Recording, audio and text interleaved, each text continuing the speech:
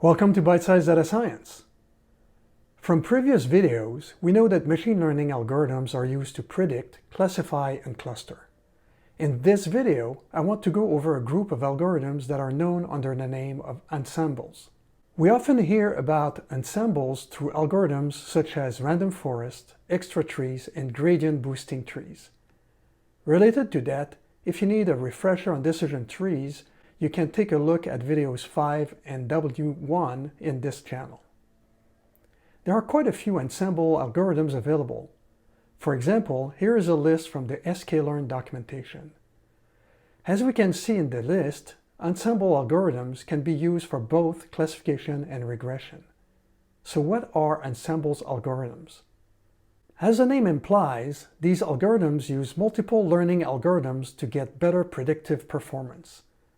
They divide the training data using multiple subsets of the data or subsets of the attributes to create multiple models. Then they take the result of the models and calculate a result. It can be as simple as averaging the results of all the algorithms or taking the solution with the majority vote. Let's take a look at the algorithms for random forest, extra trees, and gradient boosting trees, starting with random forest. The random forest algorithm divides the training data in subsets of records. It also subsets the features. This means that we have a set of trees where each tree sees a different subset of the data and also a subset of the features used to create the decision trees. When deciding on how to split the nodes, decision trees use either the information gain or Gini impurity approach to find the optimal split. This tidbit of information is important to know, as we'll see shortly. The scoring of the resulting trees can then be averaged for a regression type problem. For a classification problem, a majority vote could be used. Random forests reduce the impact of overfitting and generally outperform decision trees. Another popular algorithm is the extra tree.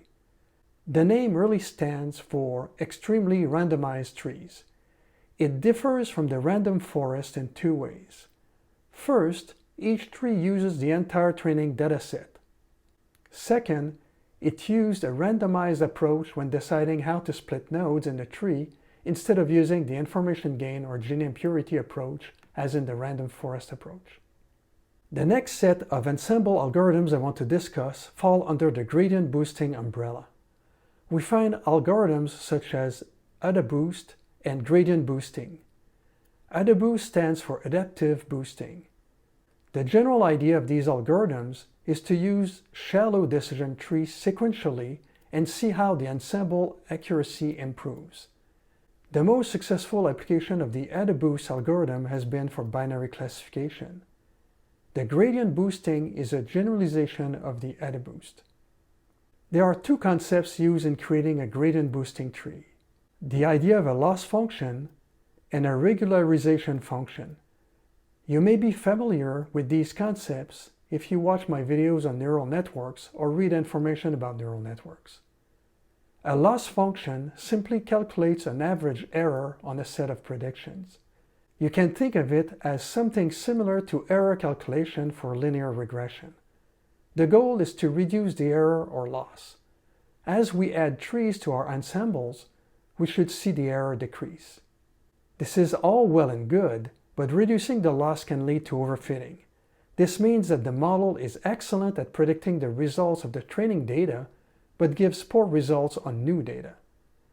To mitigate this problem, the algorithm uses a regularization function that provides a counterbalance to the loss function, where the gain in precision eventually ends up less than the regularization. At this point, the model creation is complete. Ensemble algorithms usually provide better results than decision trees. The drawback is that it is more of a black box. It is much more difficult to figure out how the model arrived at a specific decision. Hopefully, having a high-level understanding of what ensembles are makes you more comfortable with using them. In the next video, we'll compare the performance of these algorithms. See you next time on Bite-Size Data Science, and don't forget to subscribe.